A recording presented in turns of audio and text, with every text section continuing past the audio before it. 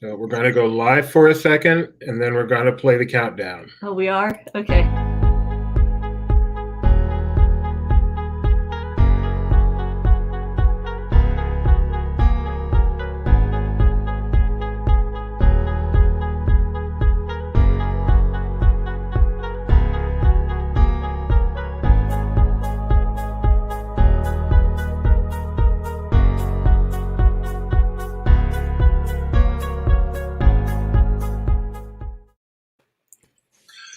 Ahoy! Oh, that's Ahoy! Today. Welcome to Dig a Little Deeper as we broadcast this episode. What? You usually say where we take an I haven't gotten there yet. I'm getting there. Okay, sorry. So today is November 29th. Today's attraction, as we dig a little deeper, is Peter Pan's Flight. For those of you not familiar with Dig a Little Deeper, that's the show where we look at an attraction and then we dig a little deeper. Shelly, why didn't you do that? That's not Shelly. Hi, I'm Becca. I'm filling in for Shelly today. I'm totally just stealing everything. Doomy, introduce us. Sorry. So, see, look what you did. You stuck her up there. My name is Doobie. I am the co-founder of LaughingPlace.com. I was born in 1971 in a hospital in Hollywood, California. At the age of 3 days old, California had a large earthquake, which I was not responsible for. I went to elementary school at... This isn't my show? No. This isn't all about Doobie? No. Okay. I'll leave it right there. If you want more, just email me at doobie@laughingplace.com. You can get my whole life story. Okay. Joining me on my left is the other co-founder of Laughing Place. That would be Rebecca Mosley. Hi, everyone. Right over there, oh man, that was bad. Right over there is the head of dinner theater for Laughing Place. That would be Jeremiah Good. Hi. And right down there is from On the Go at MCO. No, we have a Shelly. special guest. That's not Shelly. No, we have a special guest. Oh my goodness. Okay, what is your name? It's Okay, and what is your... I'm Becca Burbank. I also...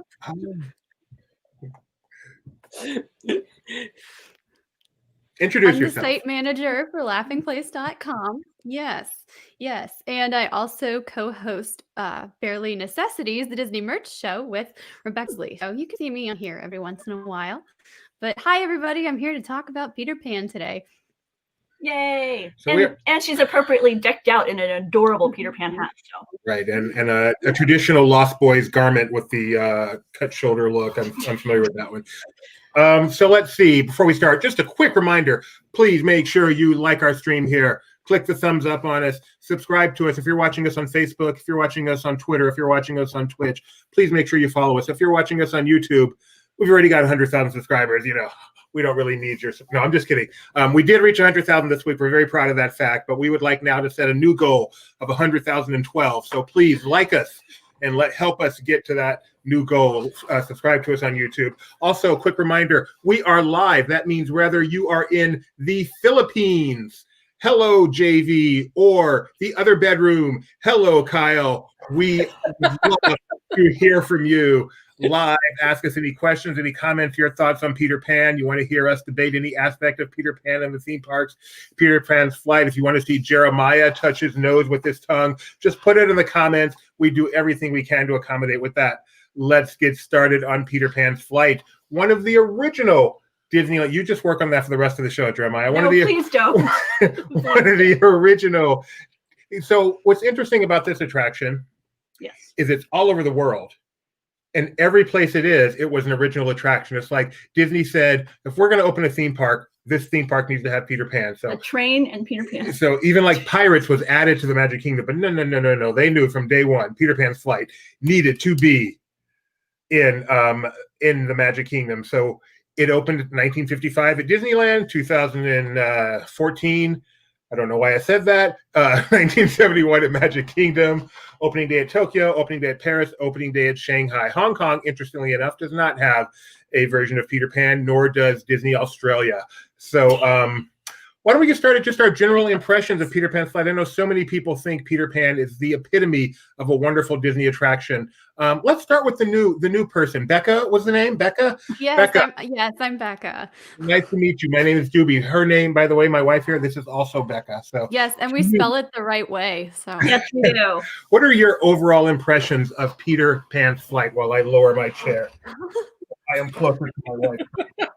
well, I've always enjoyed it. It's like a complete ride through the movie, which is fun. I grew up watching the animated film from the time I was a very little girl. So I like that you get to, float through the boat all the way through the sky. It's a really cool attraction, and I've always enjoyed it. Not something that I ride frequently, but it's always something that I've enjoyed. Okay. How about you, Jeremiah? Let me take it before you say anything. I'm going to predict you look like a Peter Pan type. Am I right? No. Okay. But I do love Peter Pan, the movie. It is one of my favorite Disney classic animated. The attractions have always been good. I mean, Wow. if I'm stealing the Doobie line, definitely one of the most overrated attractions in the park. Wow.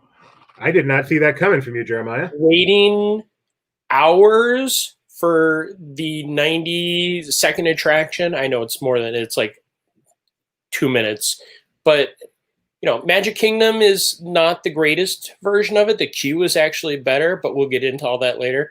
It's a fun attraction, but like Becca, it's not something I go on every time. I have my favorites, and I have my ones that if they changed it to something else, I'd be happy. I'll give my quick thoughts on Peter Pan. So I was a lot like, not even like Jeremiah. I think the movie is very overrated, personally. It is nowhere near among my favorite Disney movies.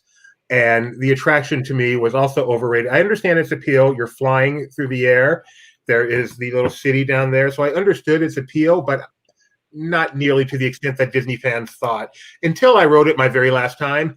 The last time we went to Magic Kingdom, and then something clicked. I'm like, okay, I see it. Peter Pan is something special.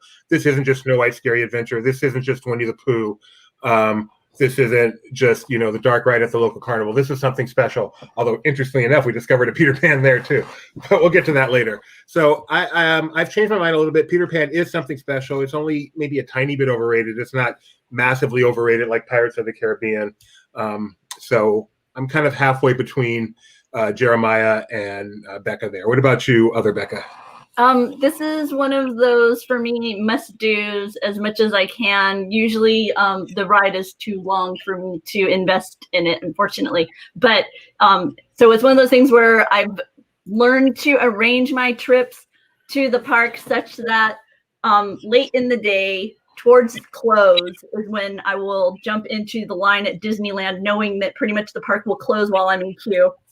Or similarly over at Magic Kingdom, because by then the line is reduced. But I really love the way that it makes you feel like you're flying. I think it accomplishes it very, very well, especially when you take into account the age of the attraction. Which gives you the better flying experience? Would you say Peter Pan's flight, Soarin' in all its incarnations, or Flight of Passage? Okay, you still have this tag on your shirts. Is that on purpose? No. Okay. Okay. No retro cut. I will not be returning this after the show anymore.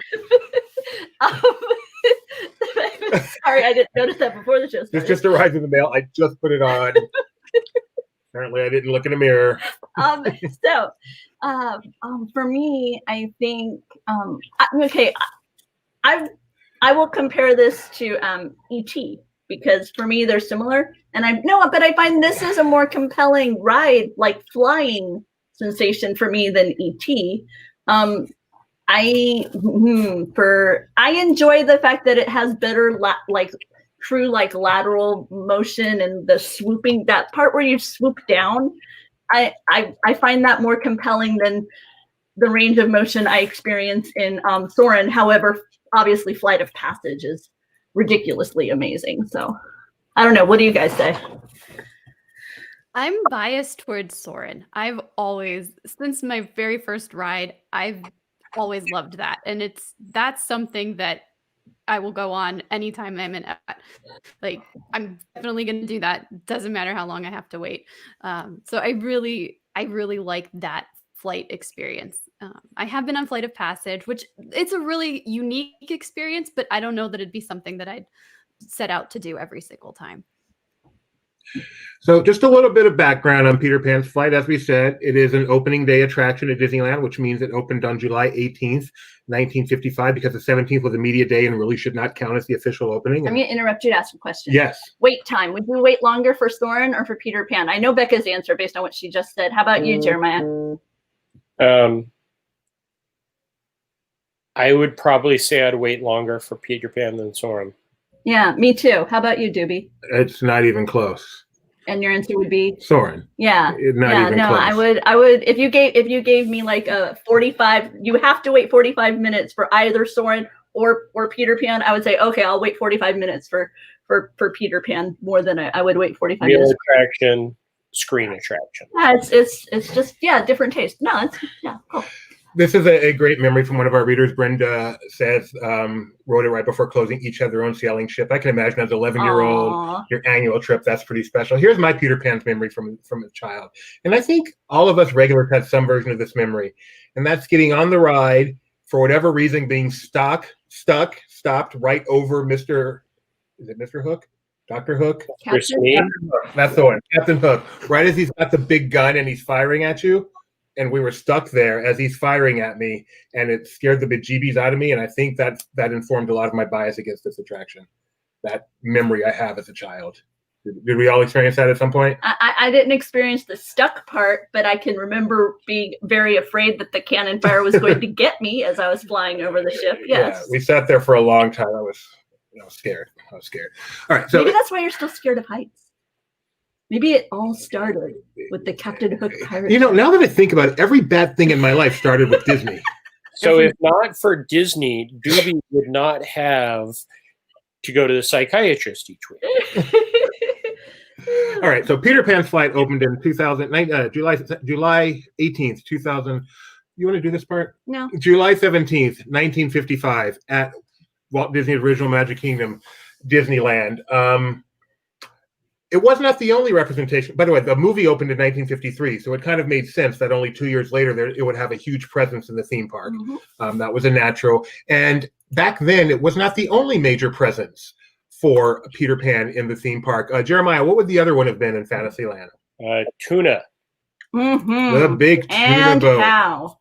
Oh, I had a picture of that. There was the tuna. Yeah. Doobie's now trying to find the picture, but I know he had it up earlier. I know. I know. I went to the Disneyland before 1982 when they closed it all up to redo New Fantasyland. But for the life of me, other than pictures, I can't remember anything of the Chicken of the Sea boat. Do you? No, that's not the right chicken. Do you? I remember it. I have very fond memories of the tuna yeah, exactly, Donna. Of the tuna sandwiches. I remember enjoying them very, very much. And I also have a very fond memory of Skull Rock, just how impressive it was to see Skull Rock there, because I happen to have been an enormous fan of Tiger Lily from the film. And so the idea of Skull Rock being at the parks was like, to me, that was super awesome. So yeah. But Doobie's trying so hard to pull up a picture. I got one. It's okay. very frustrating. I did prep.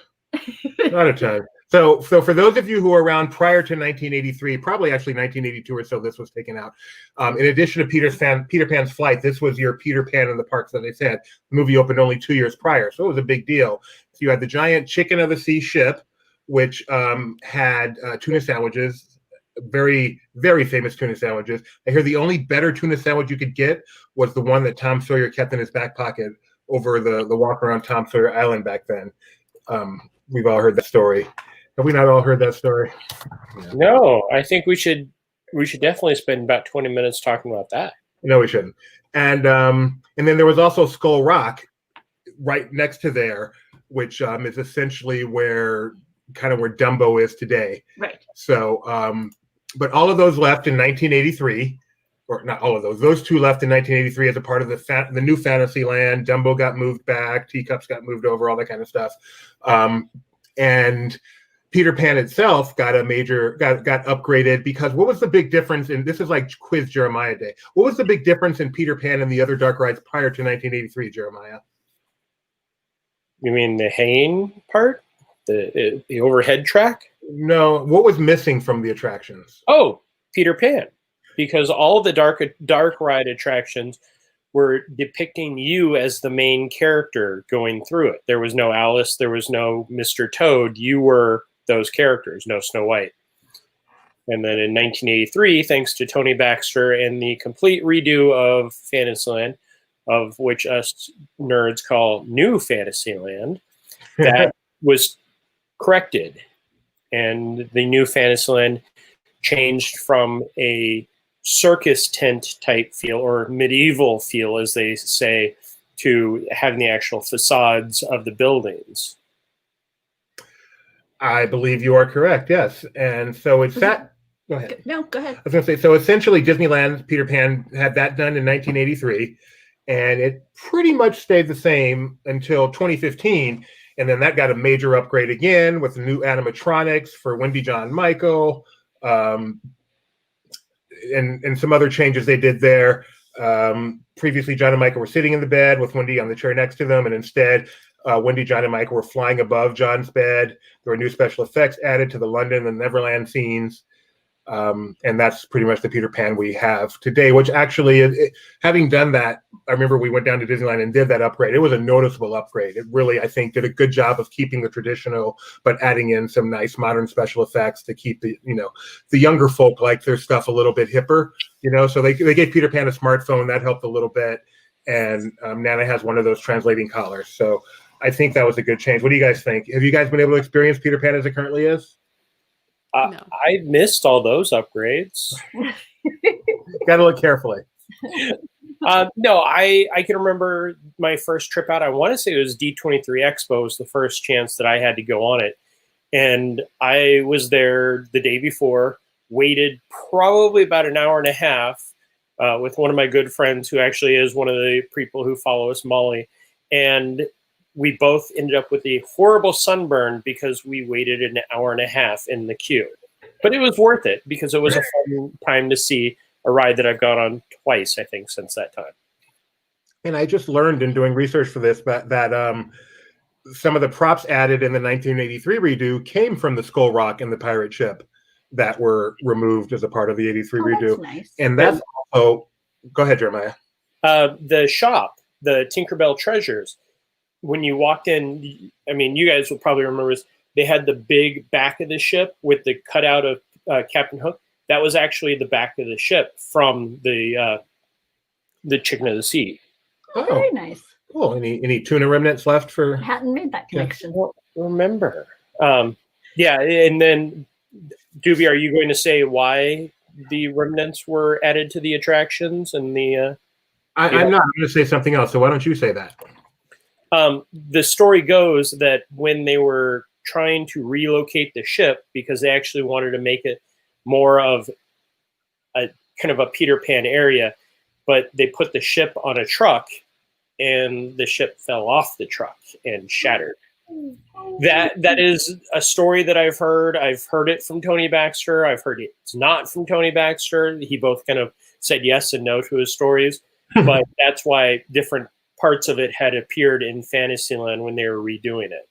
Oh, wow. That's an interesting story. I like that. That's cool. What I did learn also is the 1983 is when Peter Pan added the famous send-off that I think is as iconic as any, save for maybe Remain Seated, Please. And that would be, come on, everybody, here we go. Yeah. You don't get to hear that enough while you wait. Yeah. So there too. While you're waiting for that ride. Just not enough. Nope, not too many times. So anyway, anything else about Disneyland's Peter Pan? I know there's some blocks there that people kind of recognize, kind of along the line of a hidden Mickey type thing. Well, one of my favorite, Becca, do you have anything before I dive into mine? I think we may have lost Becca again. She'll be back. One of the things One of the things that I always loved about that, and that this was in '83 when Tony Baxter, his main project was to redo Fantasyland. They made the facade of London buildings, and on the top of the clock tower, which is the tallest part, they had the weather vane of the pirate ship. And that continued, like the pirate ship's weather vanes have been found, well, I guess Disneyland, Paris, and Shanghai. Walt Disney World hasn't updated, but that kind of became a fun tradition. And also the Play Disney app started in Disneyland with their Peter Pan, and the queue would when you'd wind through, there'd be fun little things in the queue, including the lantern that Tinkerbell appeared in. Well, okay, so those are enhancements that began at Disneyland Resort, Jeremiah? Yeah, because the one here at Walt Disney World, we didn't have so much of the interactive. We just kind of walked through the queue, but we'll get to that later on. Sorry. No, that's fine. I was curious on the timetable with that. I'd like to ask Becca a question to make sure she stays in the fold here. What is your favorite scene in Peter Pan's flight? I like the London scene. I've always enjoyed that. You're so high up, or it feels like you're so high up. It's a really unique effect, and I like all the lights on the bottom. No argument. Jeremiah, you were going to say? I have a question. When is Peter Pan set? Turn of the century, 1900s ish. Sure. I guess. Late enough to have cars, I'm guessing. Yeah. Like motor car. But it was very early in the automobile time. Like you would think if you had an automobile. You argue there's too many car lights, aren't you? Or there are far too many car lights. Like you look down there, it looks like you're flying over the 5 on Soarin'. How many lights are down there? At least they. Never mind. But yeah. You have to, otherwise you would kind of lose the perspective of it. That's like one of those creative license things. Jeremiah just wants a bunch of horses down there that no one can see. Really, why is it so dark down there? What are the horses carriages? Yeah, like pump in the smell. Yeah, thanks, Jeremiah. Thank you, Brenda. Set Jeremiah straight. That is correct.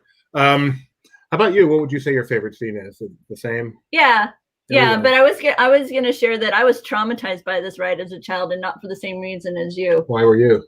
Well, okay, I first rode this in Magic Kingdom because I visited that park before I made it to Disneyland, and the end with Captain Hook being astride the crocodile's legs. His legs are astride the jaws, and it's like unsure. You're like, leave him there, and he help.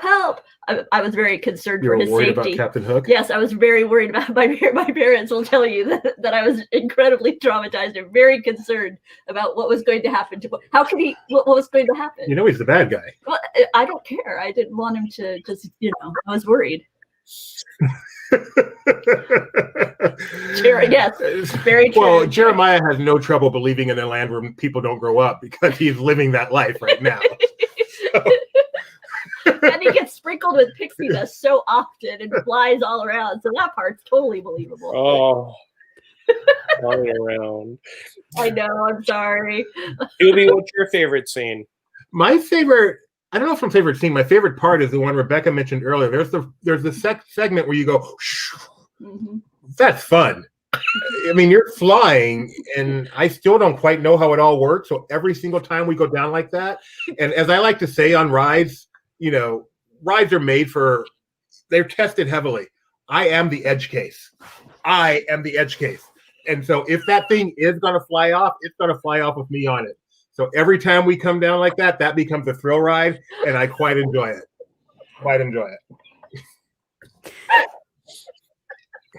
Okay? Yep. I'm fine. Totally fine. So the next iteration of Peter Pan's flight came at the Magic Kingdom, October. For some reason, it said October 3rd in what I saw, 1971. Do you know why, Jeremiah? Who would have said October 3rd? October 3rd doesn't make any sense because I believe the dedication day was actually October 23rd. Maybe that's what I saw. Anyway, you're the expert. So October 1971, an opening day attraction. essentially, at the Magic Kingdom. What are the major differences between the Magic Kingdom's version of Peter Pan and Disneyland's version of Peter Pan, Master Germ? Well, how about Becca go over it? She's been on both of them. She can tell the difference. Okay. Well, I've only been on the Disneyland one a few times. I've been on Magic Kingdoms much more, but Kyle and I were talking about it a little bit before we started, and I was watching some ride videos as well to refresh my memory. But you travel more through the stories in the Magic Kingdom version instead of just like directly to each scene, if that makes sense. Like there's more fluidity to what's happening with the Magic Kingdom one, I think. Does that make sense? Yeah.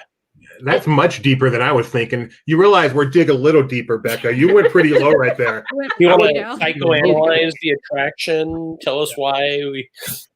I was thinking the load system, and you're all going deep on how they tell the story. So you are clearly too advanced for this show.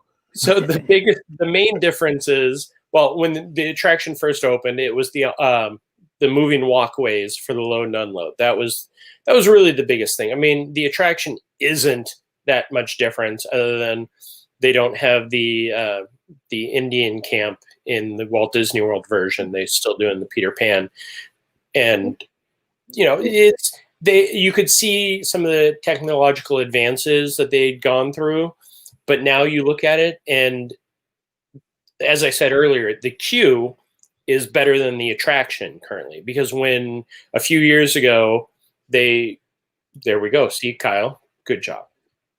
When the park opened, Peter Pan was here, and then right next to it here was a big bathroom, and that was I'm trying to be correct in the space-time continuum. I know that is always jarring when somebody does that to you. It's like, whoa. So, a few years ago, when they had removed the Skyway Station and built the Rapunzel bathroom area, they expanded the Peter Pan queue, so you actually walk through London into the nursery, and there's a lot of interactive things. This is, as you go in, they have the paintings of representing the different pieces of Neverland and the stories and what you see pretty much in the ride. And then you see Nana, and on the other side of the wall, you can actually hear cars passing by. It should only be like one every 3-4 hours, but you hear people talking. You're still mad they didn't have like real poop in down the center of Liberty Square, right? But before the shutdown, you would walk through, and Tinkerbell would just fly through the room, and you would, at one scene, you would play with shadows, so you'd ring bells and do different things. And again, the Play Disney app helps with that queue a lot, where you go through. And again, this is, I think, every park that I've ever been to, the longest wait is normally Peter Pan. So having the Play Disney app helps out a lot there. And then you get on the ride and you feel like you step back to 1971. Although, go ahead, Becca. I was just going to say, we finally got to experience the new queue, which I guess isn't too new now, but we got to that shadow scene where you can interact with the different shadows, and the party in front of us was doing it the whole, like, I don't know, a minute and a half. And we're like, cool, it's our turn. But then by that point, the line had moved so far ahead that we're like, if we stop to play with this, we're just holding everybody up. So I didn't even get to play with the shadows. I was so disappointed. Becca. I love those interactive elements, but also at times I'm like, it feels like it takes away time. They can, especially when you're a more socially aware person or a more socially concerned person, it will. Whereas I have certain people in my life who figure, it's my turn. Hey, look, I'll take a few seconds. I paid my money. It's a part of the show. If someone wants to walk around me, they're more than welcome to.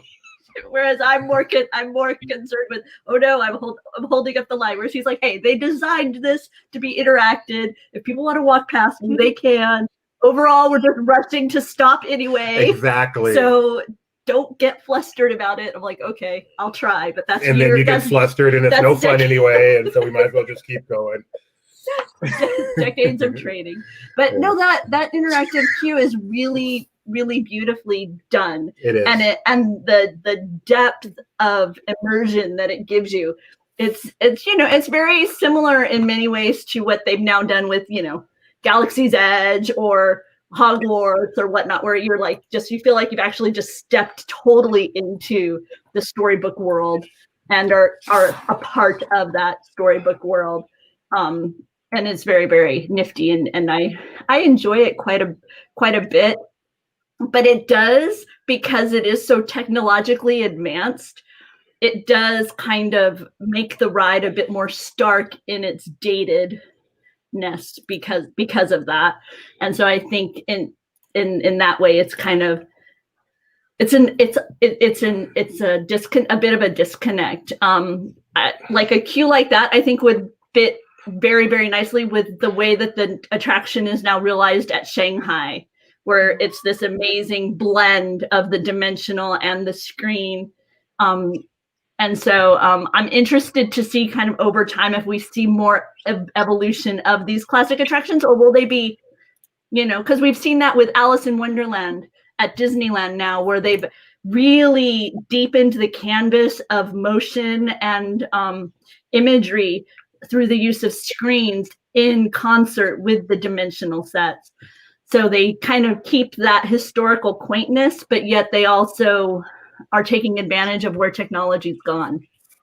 So we've got a really in-depth article on that queue written by Jeremiah Good. You can see there. So we invite you to check that out on Laughing Place. Just search for a tour of the Darlings Nursery, and you are sure to pull it up. Again, that was added in 2015. Now, do you all recall if the load system 14. If the load system in Tokyo and Paris and other parks, is it a nonstop, or is it like Disneyland's where there's this the stop and load? Paris is still stop and load. Like Tokyo, I believe, is just like Walt Disney World, where it had the moving walkway still. Yeah, I believe you're right. Was very strange when I went on it, because it was literally like I was walking into the Magic Kingdom still. Okay. And then Shanghai has enormous ride vehicles. Yeah, we'll get to that one very soon. So, of course, Magic Kingdom opening day 2014, the major update to the queue, which Jeremiah says is better than the attraction itself. Tokyo, right? You said that, Jeremiah, right?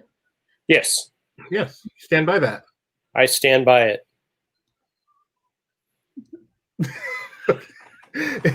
Tokyo opened another opening day, 1983, similar to the Magic Kingdom.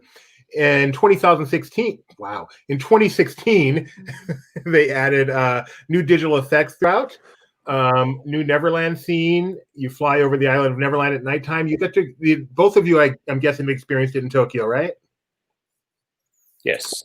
Do these new changes? I think so, but it's been so long, I don't remember. Yeah.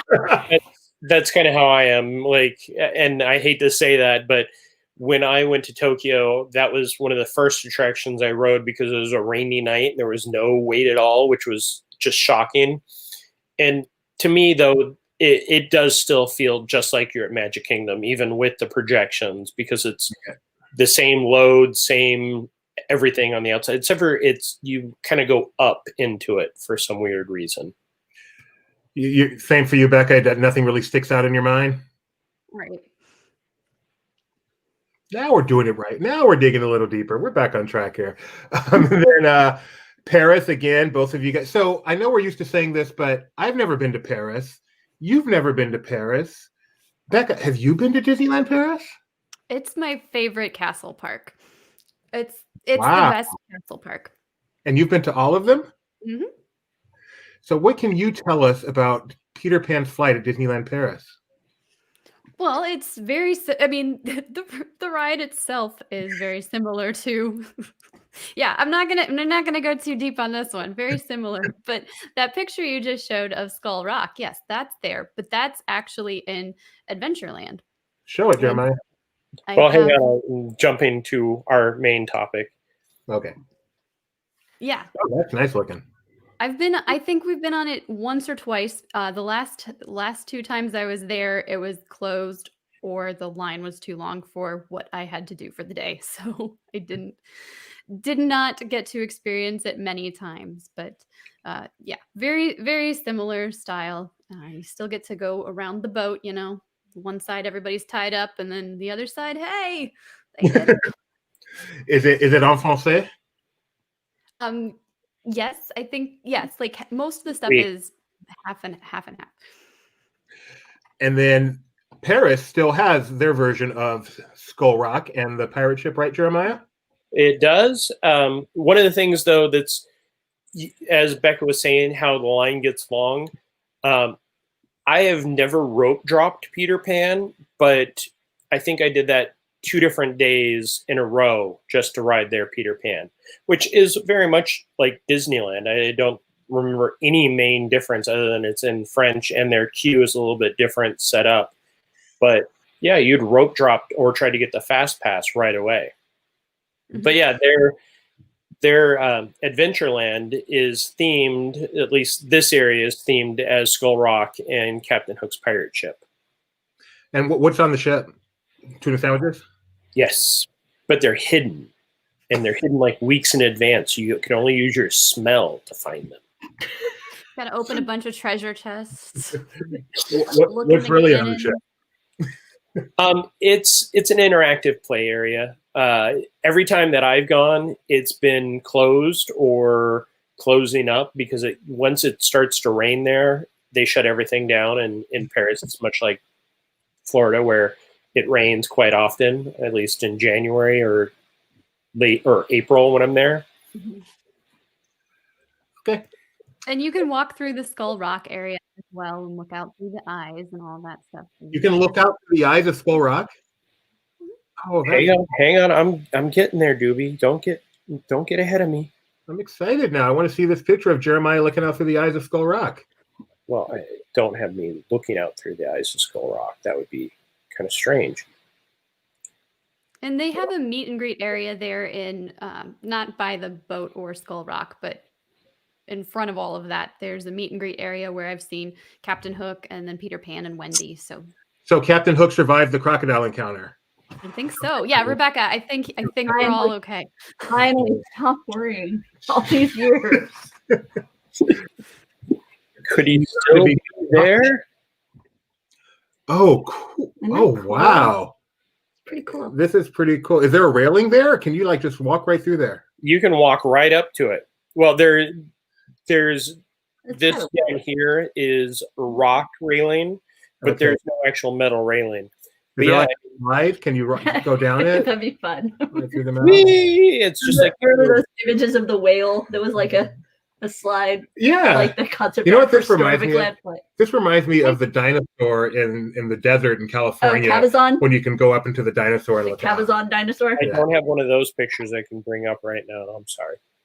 Yeah, I don't have ours either. But you can climb up in the T-Rex and like look through his teeth out at the people driving along the highway to Palm Springs. Disney actually was not purposely swimming, but they were having a good time at the park and they fell into the water and they came out outside of the park. Like it was during the race weekend in 2019. And yeah, really? We were racing that evening, had no idea this was going on. They kept it all hush hush. And then I came back and somebody was like, I read about Disneyland Paris that they were, person survived, but they wound up outside of the park and they didn't until the next morning. They were fine, but I don't know if this little enhanced fun on their trip, and I don't know if this stuff into the park. But the Magic Kingdom in Paris was the first one to allow alcohol. Maybe a relationship there, maybe not. So if not for alcohol, people wouldn't swim in the water? I don't think it was alcohol. It was something else. Well, thank you, Kyle. You have explicitly said what I implied. Tammy, spoiler alert, he does survive. Okay, so and then the final park to get a version of Peter Pan. The first park to open without one was Hong Kong Disneyland.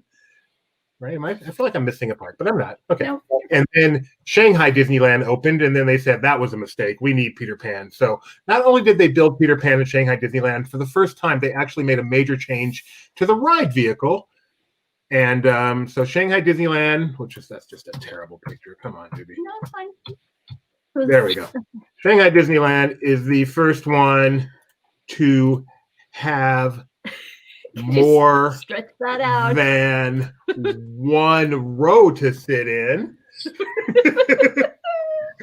So if I'm not mistaken, you can fit 12 people into this vehicle now. So they really up the capacity there, or two of me, one in front, one in back. So again, our international travelers, what can you tell us? Shanghai actually is quite a departure for Peter Pan, if I'm not mistaken. You guys talk about that? Actually, stop. Before you do, Kyle's not here, but Kyle did write an article for us when he visited Shanghai. So I want to read his quick synopsis, and then we'll get to you. He said, quote, "This was a must-do for me, seeing as the Disneyland version ranks as my favorite attraction. However, after writing this, the original is safe in my book. I did appreciate that the Neverland flyover room was similar to the classic one, but it seemed to have less stars than Anaheim's, making it somewhat underwhelming. The rest of the attraction was different, but not too shocking or to a truly notable degree. Overall, it's a great version of a great attraction, but nothing essential for visitors." So, Kyle, thank you for that honest opinion. Jeremiah, Becca, what say you? Becca, you go first. It's interesting that he that Peter Pan is speaking Mandarin. So that's, if you want to have that experience and hear them speaking Mandarin, that's something you're not going to get anywhere else.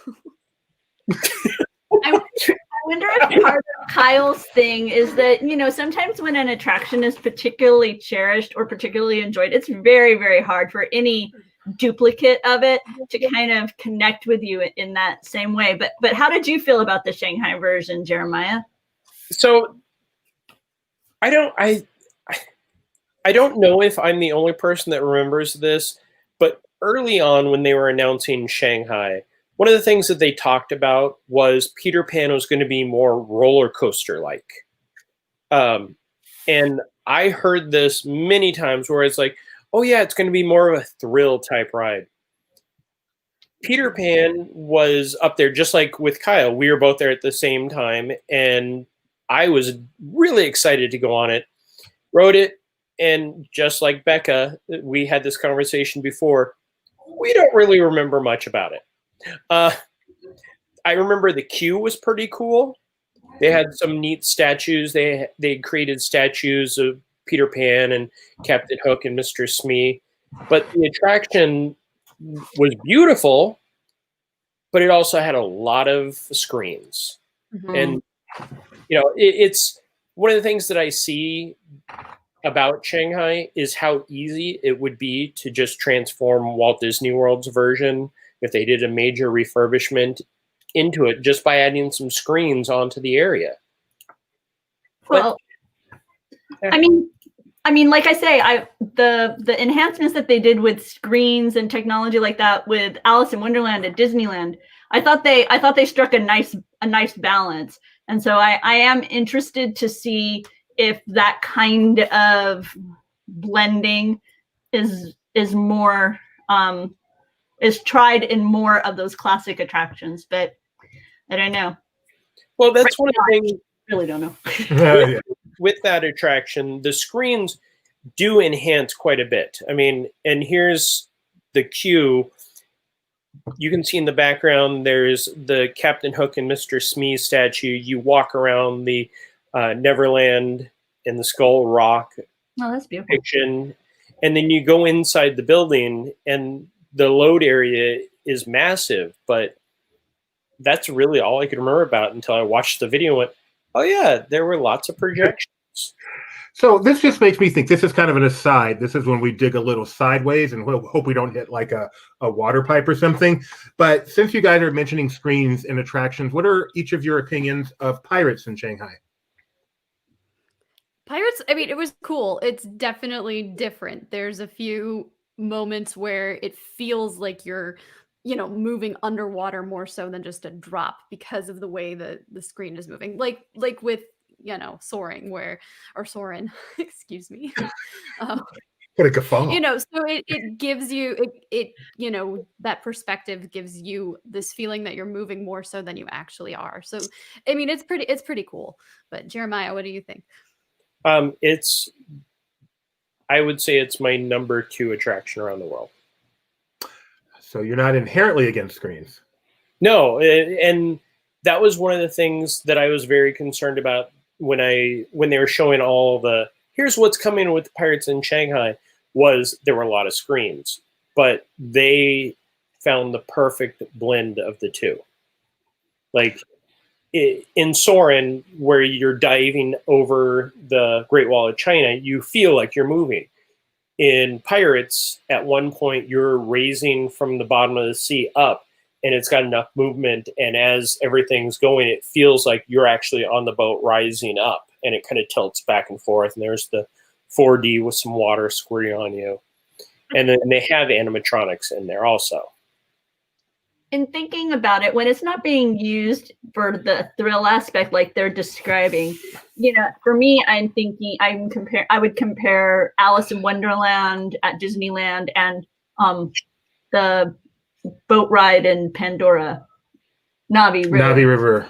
And for me, I found that the use of screens with the Alice in Wonderland kind of took me deeper into the mood and to the environment, whereas I found that it did not with the Navi experience. For me, I was oddly aware of it.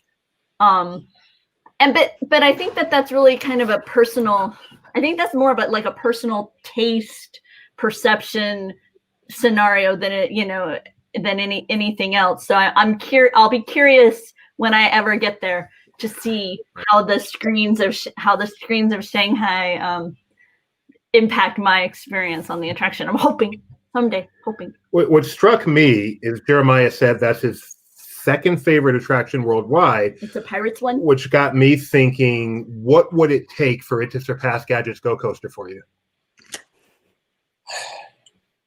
I think if there was maybe one more animatronic in there. Like the animatronic of Johnny Depp going from skeleton to Johnny Depp almost puts it over Gadgets, but not quite. It doesn't have a spitting frog in there when it's really purple. So nothing will top a spitting frog. What is your actual number 1 worldwide, Jeremiah? I think you know the answer to that. I don't actually. Rise. Really? Yes. Don't tell Tony. No. Were you waiting for that, Doobie? I was not. We really need to just have it out one of these times. Like just discuss Rise. I don't disagree really with you. Thoroughly. Rise would be my number 1 Disney attraction right now. You too? Not my favorite, but the one I believe is Disney's greatest attraction. Odd people. Or for that matter, any attraction I've ever seen in the world. Really? Yeah. It's spectacular. The whole experience. You don't like it mostly because of the cast members. Not just the one ride, but starting from the moment you enter the room with Ray till you crash land back on Batuu. That experience is the ultimate theme park experience, and I would not be surprised if it stays that way for the next 30 years. And that's how Pirates is. Pirates transport you into the world of Pirates, like so well when you're walking through their massive queue, and then when you finally get on the boat, it's just from step 1 to the time you exit, there's so much interest going on for the story. And it also ties very well to the Johnny Depp Pirates of the Caribbean films. And Kyle makes a good point that just like any other tool, it can be used for good or bad. And Alice and Pirates both use them awesomely. And apparently Peter Pan uses it badly.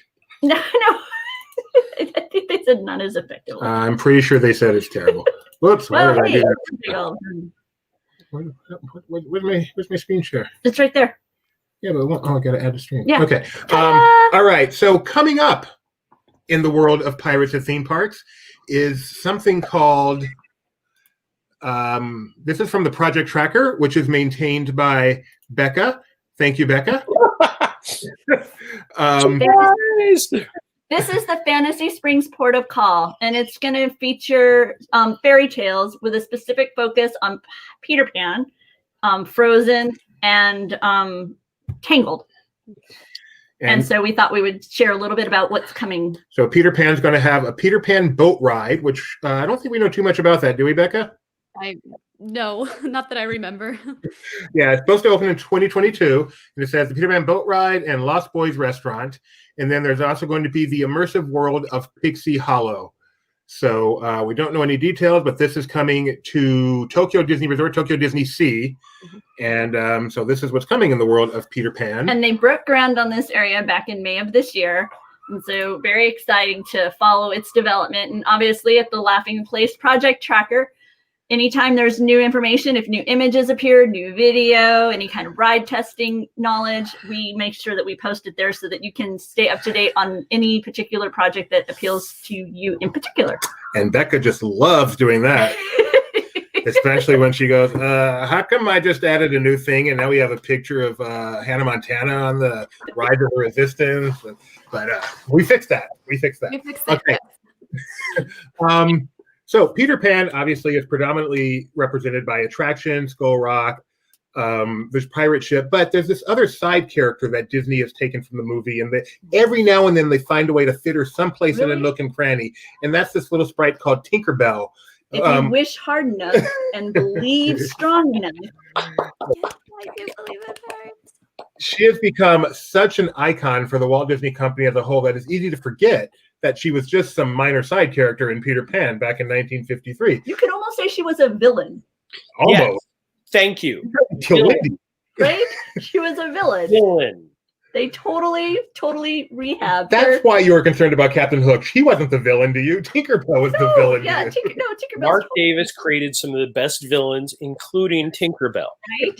Cruella de Vil, Tinkerbell, Maleficent, Mark Davis's villains. Yes. But through the magic of retcon, Tinkerbell is now this wonderful creature that that it represents the Walt Disney Company, and her friends have found ways into the park, especially recently. They decided to embrace the fairies and create Pixie Hollows all over the place. So if you're a fairy fan, or what are the men called? They were called fairymen Fairymen. back in the day, right? No, they had a coin across the river. It was fairies and sparrowmen, right? I believe you're right. And yeah, it was sparrowmen. And their head was Jack, right? No, that's a different no, one. that was different. So, welcome to dig a little deeper, Becca. Different franchise. So Pixie Hollow has been all over. I remember when it opened at Disneyland. Mm-hmm. Unfortunately, they took away King Triton, which I was a big fan of the King Triton fountain. It's okay. You can still see him when you ride the Little Mermaid ride. He's way up high. Is he? Yeah, he's up at the top of the building. The original, the statue? Doobie, you know this, Doobie. I don't know this. Okay, that statue that sat there? Yeah. Yeah, they mounted it onto the building at DCA. I did not know that. Okay, well, now you do. Dig a little deeper. Oh. Now we're going to do part 2, The Little Mermaid. Because I became a fan in 95, and that was one of the first big little projects. Right. Yeah. Where, Disneyland does these little things all the time, and I'm now a fan, and I know about them, and they put in King Triton's Carousel, and it was so awesome. Carousel. King Triton Fountain, Yeah. Shut up. And it was so awesome. If I make a mistake, you slack, okay? You don't need to air it publicly. That is the Tony rule now? And it was so cool, and then they took it out for some Pixie Hollow. But it's nice to see Tinkerbell and her friends. They got movies. They have Pixie Hollow. If you're a Tinkerbell fan, you can see her all over the place now. She's been known to fly from the Matterhorn to a mattress backstage. So that's another representation of Peter Pan in the parks. But how about merchandise? We have Becca here. We have the triumvirate. No, we have the duo that is Barely Necessities. You guys want to talk about some of your favorite Peter Pan merchandise, maybe? I really liked the Minnie Mouse collection that they released this summer that was themed to Peter Pan's flight. I thought that was really, really pretty.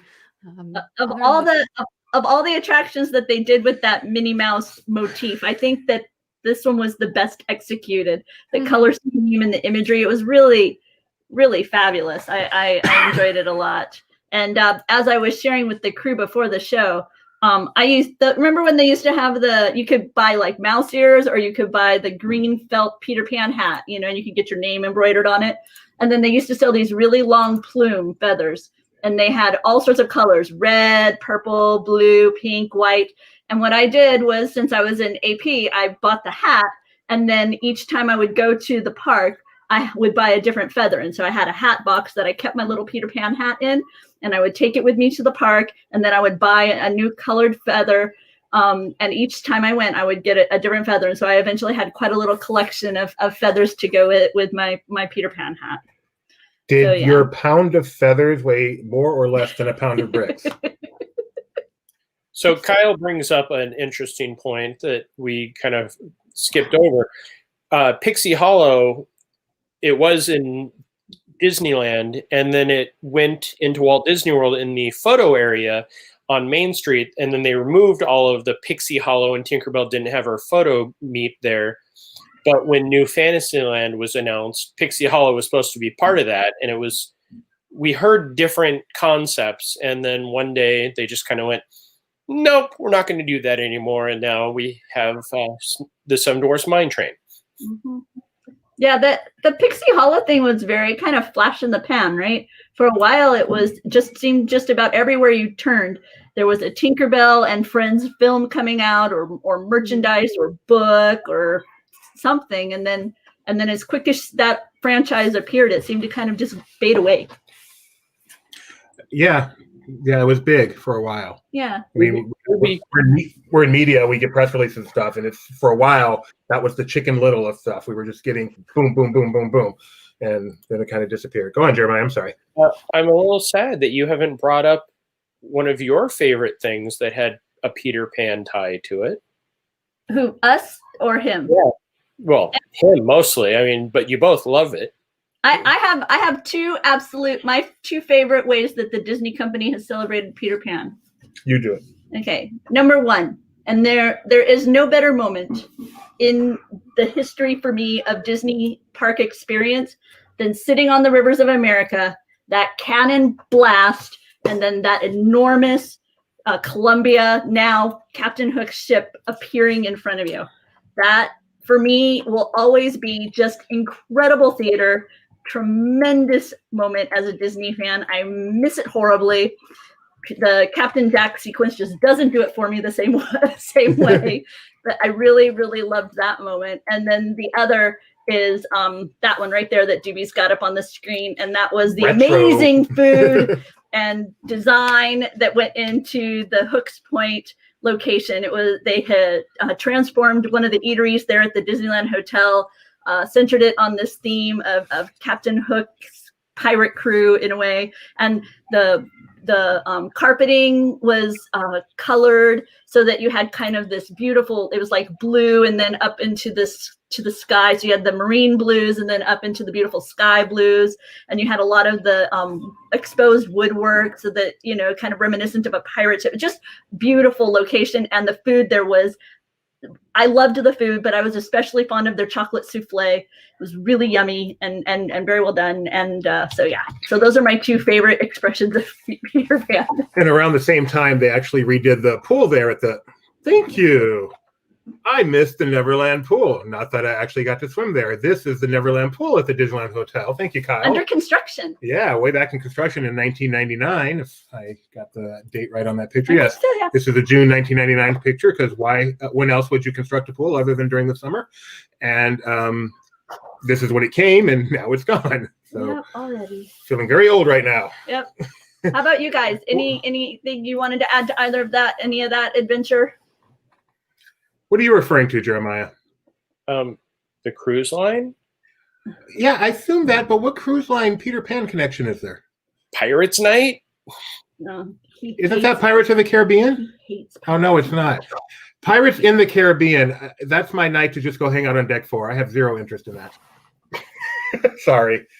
But I will tell you Here. that if you are lucky enough to score Animator's Palette on Pirate Night, you get to experience the beautiful artwork of Peter Pan and the various pirate imagery. You get concept art of Skull Rock. You get sketches of the animators take on the pirates that would appear in the sketches of the animators. sketches of the animators. Yeah, Mark Davis.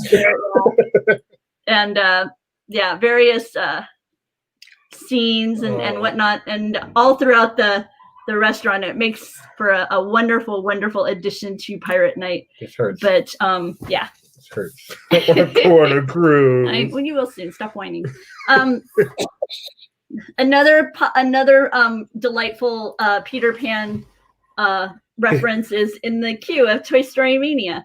They have this enormous Viewmaster reel that is scenes from the film. This is a more modern Viewmaster reel recreation because the old Viewmaster reels, those were actually a lot of times like models that they would take pictures of for the Viewmaster, whereas this is actual kind of clips, stills from the movie.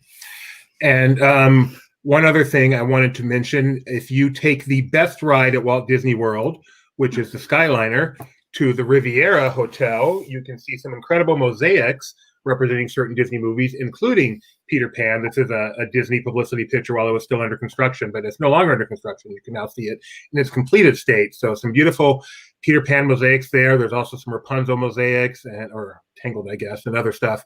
So, but mostly it's your chance to take the Skyliner and visit a really pretty hotel. So recommend that for your Peter Pan fix as well. There is no shortage of Peter Pan in the parks between the what's he called? The kid. Peter Pan? Yeah, Peter Pan. He's been in tons of parades, Main Street Electrical Parade, Pirate and Princess parties. The Lost Boys have been on the Main Street Electrical Parade. Jeremiah even got to see the very special short parade that they crafted in celebration of Peter Pan, right, Jeremiah? The influencers parade. Oh, is that what it was? I just remember like the celebration of Peter Pan. They invited a lot of the YouTube and Instagram influencers out for one of the anniversaries, and it was literally just the float going down and a lot of the influencers that were invited doing live streams and things from the parade itself. So you would see on the live feed from them in the parade as a way to try to get more guests to visit. But it was definitely, it was fun because it was something that was different. It wasn't just the normal parade. But I would like to share one thing that holds a very special place in my heart. This was my very first official Laughing Place media event, and it was the fashion show for the parade. And that's me with the Lost Boys in front of the float. Which parade? Oh, wow. The Festival of Fantasy parade. Yeah. Wow. Which one are you? In the center. I'm the guy without the hat, without the cool hat on. That's so cool, Jeremiah. That is very. This was your first LP media event. It was, and it was hot, as you can tell. And I'm wearing jeans because I wanted to be somewhat nice. That was my first official Laughing Place media event. Yes. Oh, that's awesome. Cool. And it was not your last. Not yet. So anything else Peter Pan related, Becca? I feel like you have something else you want to say about this wonderful franchise. I don't know. Yeah, I really don't know. I liked the movie growing up. I really enjoyed the movie. It was always fun. It was always fun to watch that and reenact scenes with my siblings. But yeah, when I'm in the parks, though, I'm usually going for more thrill-seeking adventures than the fantastical ones. Okay, do you still delight in seeing Tinkerbell fly over the castle, or are you done? You kind of move on. Okay, there she is. I did like that. Yes, with when it was Happily Ever After, right? Or is that the new one? I don't remember. No, Wishes was the Wishes when she. Yes, so great for me.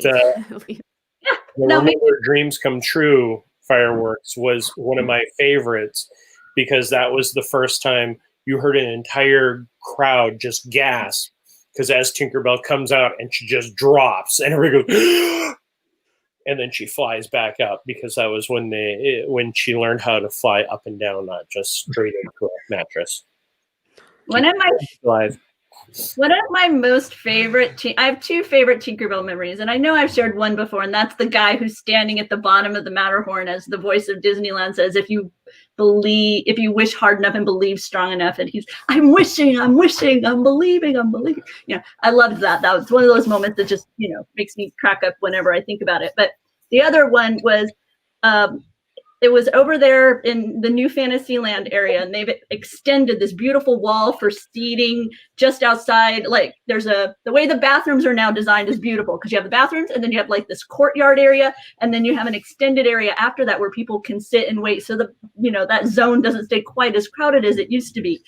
And there they are, and there's this family sitting there, and they're watching the fireworks from the backside of the castle. And this is one of my favorite places to watch fireworks anyway.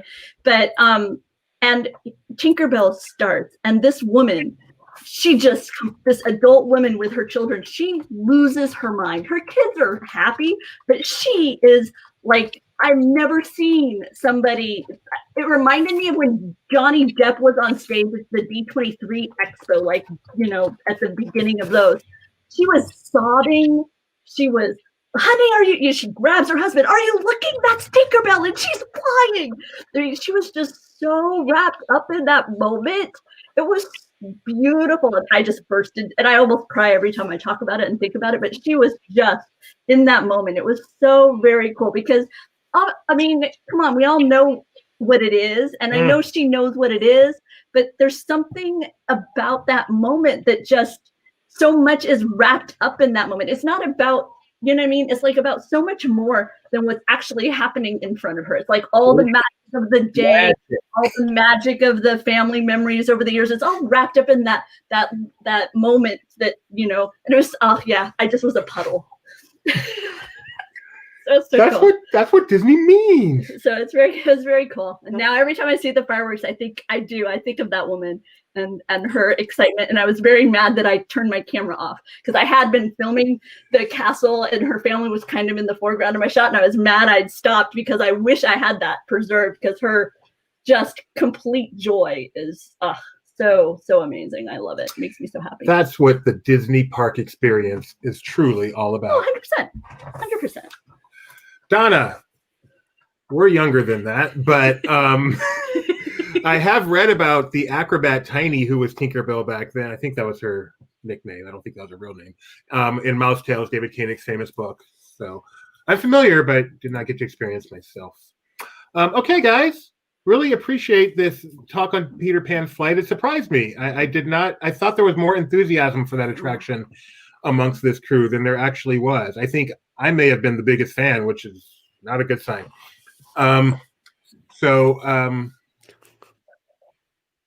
Thank you for joining us, everybody. Thank you for participating. A lot of participation today. Really appreciate that. Very much. Please don't forget to like this stream. That helps us so much. Let the social media algorithms know that Laughing Place is a solid place to visit. Please be sure to subscribe to us, however you're watching us, and even the places you're not watching us. Just go to them and subscribe too. YouTube, ring the bell so you can get notified when we go. I see Cinema of the Dead wants to know if we've done a Haunted Mansion dig a little deeper yet. We have not as of now, but we certainly hope to because that will be a few hours. We can say a lot about. I think everybody on the team is going to be a part of that one. I don't think. Are we picking? Or what are we doing? We'll do that tomorrow. If you'll join us tomorrow at 4:00 for Disney Park Talk Live. I was going to switch those words. Yeah. Disney Parks Talk Live. That's where Jeremiah joins us from the East Coast. Mike Celestino joins us from the West Coast, and Juby and I are up here in Northern California, and we talk about what's happening, what the latest news is in the world of the Disney theme parks globally. So we talk about what's happening, and both of the guys are in the parks, or in Mike's case, in wherever is open of the Disneyland resort. And we do our best to let you know what's happening. And during that, we will spin the wheel and tell you what's coming up next for Dig a Little Deeper. So that's tomorrow at 4 p.m. Tomorrow at 1:30 p.m. will be the Mando Monday Roundup. That's where this lady here and Mike Celestino will be talking about all the Mando Monday merchandise and doing a deep dive on the last episode of Mandalorian. I won't even give you the title for it. It was just episode number 5. If you did watch it, you know there's a lot to dissect. But I will leave it at that. And at 4 o'clock, we're going to talk about that. And then at 7 o'clock, a new time. I know there's a lot of you out there that watch this every single week. You have it marked down. We have a new time starting. Is it starting tomorrow or just tomorrow? We have a new time tomorrow for the LP Movie Club. And that is 7 p.m. Pacific time, where they will be discussing the new Disney Plus original movie, Black Beauty. Black Beauty, the modern retelling of the classic tale. I have no idea if it's actually modern. It could just be. No, it is. It is. Thank you. Are you a part of that, Becca? Possibly, yes. I have to watch the movie. Right? Way to tease it, Becca. So you may or may not see me tomorrow. Tune in, and you might get to see Becca again. And instead of wearing her Peter Pan hat, she'll be wearing her little jockey cap there. So That's right. that'll be And if you- riding exactly. crop, yeah. If you don't get to see Becca during the movie club, she'll be back Tuesday at 4. Oh, Yeah. cool! Tuesday at 4. I have a few Yeah, extra we're hours. back to normal. Tuesday at 4 for Barely Necessities. That's where Becca and I browse the latest Disney merchandise, share any kind of specials we've uncovered, but mostly just share what's caught our eye from either Shop Disney, Amazon, Hot Topic, Box Lunch, Dooney Bags. If it's out there, we'll be there. Kyle said she'll have a ponytail. You'll have a ponytail. Beauty. Oh, ponytail. I get it. Oh, that's funny. That's clever. Okay. You know, they should really have access to this, because this is cool to see what's coming up on LP Live.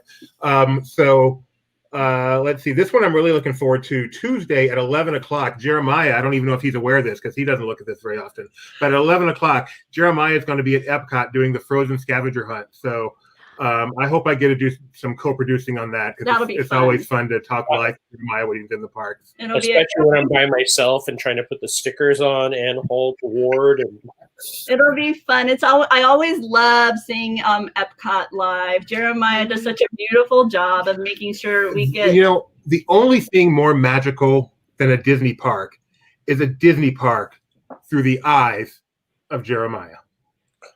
ahoy! So I look forward to that. Killed the moment. Thanks, dude. Dewey can't have a moment. I've been married to him for a lot of years now.